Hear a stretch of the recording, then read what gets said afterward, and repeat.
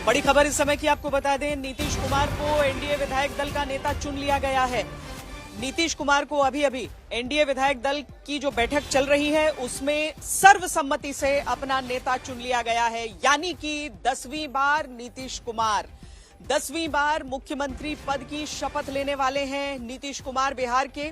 और कल शपथ ग्रहण समारोह होगा, उससे पहले आज जो अलग अलग बैठकें हुई हैं उसमें जेडीयू विधायक दल की बैठक, बीजेपी विधायक दल की बैठक और इस समय जो एनडीए के सभी घटक दल हैं उनके जो विधायक हैं एक साथ बैठकर बिहार की विधानसभा के सेंट्रल हॉल में मुहर लगा चुके हैं नीतीश कुमार के नाम पर। नीतीश कुमार चुन लिए गए हैं सर्वसम्मति से एनडीए विधायक दल के नेता। अब यहां पर जो सम्मान होगा उसके बाद नीतीश कुमार निकलेंगे सीधा राजभवन के लिए। राजभवन जाकर वहां पर पहले अपना इस्तीफा देंगे और उसके बाद पत्र वहां पर सौंपेंगे नई सरकार बनाने के दावे के साथ।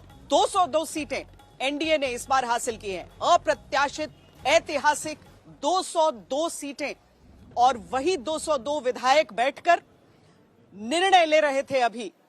हालांकि इस निर्णय में भी औपचारिकताएं थी, लेकिन इतिहास तो इसके साथ ही रच ही दिया गया है। शशि भूषण, बिल्कुल इतिहास रच दिया गया है। और थोड़ी देर पहले हमारे वरिष्ठ सहयोगी सुजीत झा जो कह रहे थे, देखिए श्वेता, मुझे भी ऐसा लगता है यह रिकॉर्ड तो बिहार में टूटने वाला है नहीं, क्योंकि अगर आप 10 बार मुख्यमंत्री पद की शपथ लेंगे तो इसके लिए आपको कितने चुनाव जीतने पड़ेंगे ये समझने की जरूरत है। नीतीश कुमार ने तो उतने चुनाव लड़े भी नहीं, मुख्यमंत्री के तौर पे वो उतने जीते भी नहीं, मतलब चुने भी नहीं गए। जो बार बार उन्होंने अलग अलग गठबंधनों के जरिए अपनी सियासत को आगे बढ़ाया उसकी वजह से, और एक बार तो जीतन राम मांझी को जो उन्होंने बनाया फिर वापसी की, उसकी वजह से भी एक बार संख्या बढ़ गई।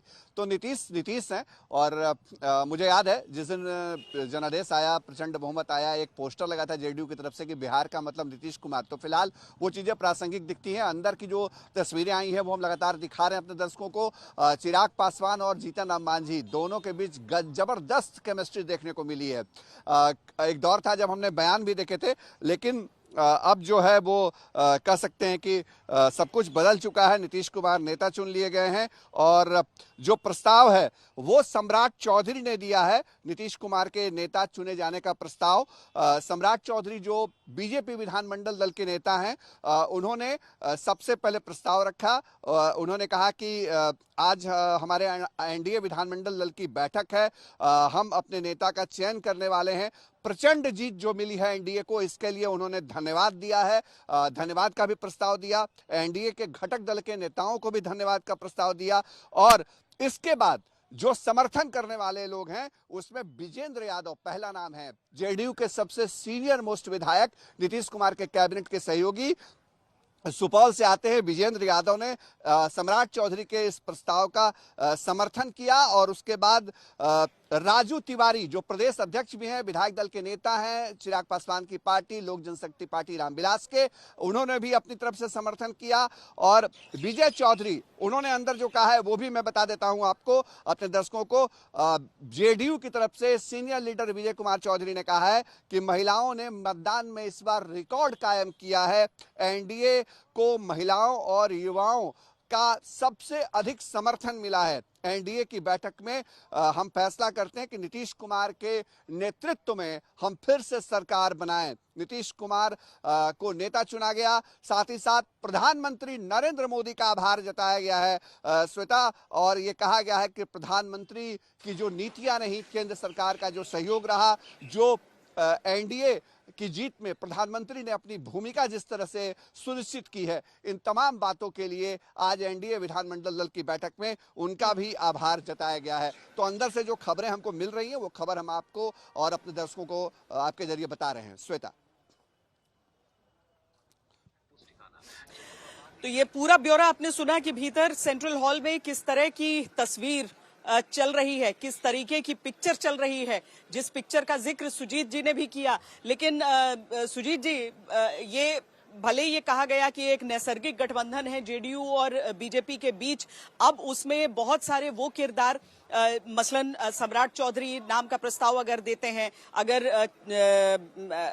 ये चिराग पासवान की तरफ से, जो कि बहुत मुखर होकर बहुत आक्रामक भी रहे थे इस सरकार पर, और बहुत देर आखिर तक वो रहे थे जब कानून व्यवस्था को लेकर सवाल उठाते रहे।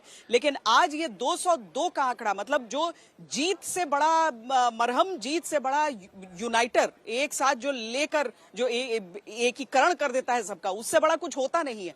और इसीलिए आज हम एक ऐसी मुकम्मल तस्वीर यहां देखते हैं। सुजीत, बिल्कुल, देखिए, जीत सब कुछ, बहुत सारी गलतियों को, बहुत सारे जो पहली चूक हुई है उसको भुला देता है। और जितनी ज़बरदस्त जीत हुई है उसमें कोई क्या गिला शिकवा करेगा।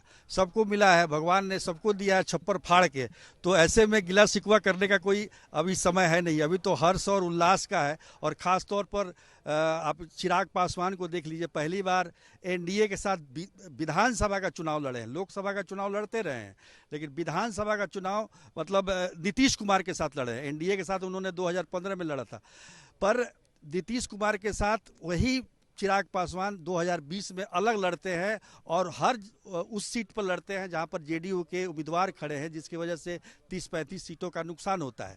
लेकिन अभी साथ लड़े तो दोनों को फायदा हुआ। पिछली बार वो अकेले लड़े थे तो एक सीट आई थी, वो भी विधायक जो है जेडीयू में शामिल हो गए थे। तो कुल मिलाकर देखें तो ये जीत जो है ना, बहुत सारे घाव मरहम सबको भर देता है। और चिराग पासवान और जीतन राम मांझी में आप पीछे उठाकर देख लीजिए कि कितनी दोनों के बीच में तनातनी बयानों को लेकर आपको देखने को मिलेगी। लेकिन आज दोनों साथ साथ बैठे हुए हैं। निश्चित तौर पर ये कहा जा सकता है कि सफलता जो है वो बहुत सारे इस तरह की गलतियों को, इस तरह के जो आपस में मतभेद है उसको भुलाने का काम करता है, और वही आज हो रहा है। आज नीतीश कुमार को नेता चुनने के अलावा और किसी के पास कोई विकल्प है भी नहीं। पूरे अगर हम देखें 202 के आंकड़े को, तो उसमें नीतीश कुमार ही सर्वोपरि सबसे बड़े नेता, सबसे बड़े चेहरा, क्योंकि उन्हीं के चेहरे पर चुनाव लड़ा गया, उन्हीं के चेहरे पर जीत हुई है। भले ही बीजेपी की तरफ से या अमित शाह ने जो कहा होगा कि ये जो विधायक दल के नेता तय करेंगे, तो विधायक दल के नेता जो तय कर रहे हैं वो हम क्या देख रहे हैं, आज महज औपचारिक रूप से उसको घोषणा कर दी गई कि नीतीश कुमार ही एनडीए के नेता होंगे। तो कल वो एक बार फिर से गांधी मैदान, पटना के गांधी मैदान में शपथ लेंगे, जैसा कि उन्होंने 2005 में लिया था, 2010 में भी लिया था, 2015 में भी लिया था। 2020 में नहीं लिया था इसलिए क्योंकि वो कोरोना काल था, और उस साल जो है जीत भी उनकी बड़ी मामूली सी थी, बड़ी मुश्किल से सरकार बनी थी एनडीए की।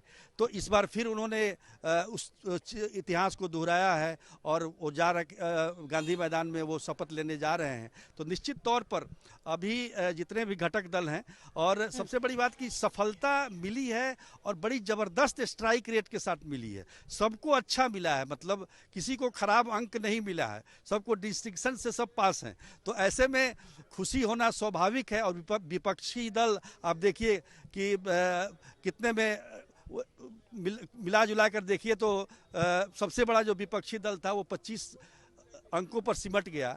तो इससे बड़ी बात और क्या हो सकती है। तो अभी कुछ नहीं है, लेकिन ये है कि अभी विभागों का बंटवारा होगा। 25 नहीं आए होते तो नेता विपक्ष का दर्जा वहां पर रह जाता। तो सीधी सी चीज है कि वाकई एक बहुत बड़ा, बहुत डिसाइसिव मैंडेट जरूर है, लेकिन शशि भूषण, जिस तरीके से नीतीश कुमार, ऐसा नहीं है हर बार जब भी वो सत्ता में आए, कई बार तो शपथ ग्रहण उनका, भले ही हम 10 कह रहे हैं इस बार, लेकिन कई बार उनके शपथ ग्रहण शुरुआत से लेकर अभी तक में अगर हम देखें तो वो बहुत सारे असमंजस के साथ निकल कर आए। यही जीतन राम मांझी जो उनके पास दिख रहे हैं, ये भी मुख्यमंत्री हुए, उसके बाद किस तरीके से हटे, नीतीश कुमार वापस आए, मन मुटाव हुआ, वो बहुत सारी चीजें हैं। लेकिन राजनीति इसी का नाम है कि जब आप आगे बढ़ते हैं, एक साथ आगे बढ़ते हैं, तो उन चीजों को भुलाकर भी आगे बढ़ते हैं। नीतीश कुमार का नेतृत्व, नीतीश कुमार की राजनीति की एक बहुत बड़ी तस्वीर है ये। बिल्कुल, और आपने सही कहा कि नीतीश कुमार के साथ आज जो लोग खड़े हैं, चाहे चिराग पासवान की बात करिए, जीतन राम मांझी की बात कर लिए, या फिर भारतीय जनता पार्टी की बात कर लीजिए, सभी बारी बारी से उनके खिलाफ राजनीतिक आजमाइश करके शिकस्त खाए हैं और फिर वापस लौटे हैं। ये अलग बात है कि कहा जाता है कि नीतीश कुमार यू टर्न लेकर के चले आते हैं। यू टर्न तो दूसरे सहयोगी भी लेते हैं। नीतीश कुमार के कद को देखते हुए, उनकी उपयोगिता को देखते हुए, उनकी राजनीतिक मजबूरी भले रही हो, लेकिन हाँ, ये बीते दौर की बात हो चुकी है। इसलिए मैं कह रहा था थोड़ी देर पहले श्वेता कि अंदर जो केमिस्ट्री देखने को मिल रही, जो तस्वीरें आ रही हैं और जो जानकारी हम तक आ रही है, वो बहुत दिलचस्प है। चिराग पासवान, जीतन राम मांझी, क्या मतलब मिलन है अंदर से। और नीतीश कुमार आज सुबह से बहुत उत्साहित थे जब से वो जेडीयू की बैठक में गए। अभी उपेंद्र कुशवाहा ने थोड़ी देर पहले अपना संबोधन खत्म किया है। उपेंद्र कुशवाहा ने कहा है कि जो एनडीए के अंदर तमाम घटक दल थे, उनमें पहली बार निचले स्तर तक जो बूथ लेवल है या फिर और नीचे आप कह लीजिए ब्लॉक या पंचायत या गांव जमीन के स्तर पे एक समन्वय बना। सबके बीच ये मैसेज गया कि एनडीए एकजुट है। और बिहार में जो एनडीए की जीत हुई है उसमें एक तो नीतीश कुमार के द्वारा बिहार में किए गए कामकाज को वो क्रेडिट दिया उन्होंने, और साथ ही साथ ये कहा है कि नरेंद्र मोदी और नीतीश कुमार, इन दोनों के चेहरे पे बिहार की जनता को एतबार था, भरोसा था, और ये उस भरोसे की जीत है। तो अभी उपेंद्र कुशवाहा ने संबोधन खत्म किया है। हो सकता है चिराग पासवान भी संबोधित करें, जीतन राम मांझी भी करें। कौन क्या कहता है, ये अपडेट आपके लिए हम लेकर के आते रहेंगे। जी, मुझे लगता है कि एनडीए घटक दल के जो शीर्ष नेतृत्व है, कम से कम उनकी तरफ से एक छोटा संबोधन जरूर यहां पर होगा, जिसके बाद ही आगे की प्रक्रिया होगी। वरना नीतीश कुमार को चुन तो लिया गया है, लेकिन इसके साथ ही जब वो राजभवन जाएंगे उससे पहले की आप इस बैठक की ये तस्वीरें देख रहे हैं। लेकिन उपेंद्र कुशवाहा ने जो बातें कही हैं, उपेंद्र कुशवाहा की कही बातों को जो अभी शशिभूषण भी बता रहे थे, वो सब सबसे पहला उनका संबोधन यहां पर रहा है। अब हम इंतजार कर रहे हैं कि बाकी नेताओं की तरफ से भी यहां पर संबोधन होगा, जो एनडीए का जो विधायक दल है उसको, और उसके बाद नीतीश कुमार यहां से, और नीतीश कुमार क्या कुछ बोलते हैं वो उस पर भी हमारी नजर है।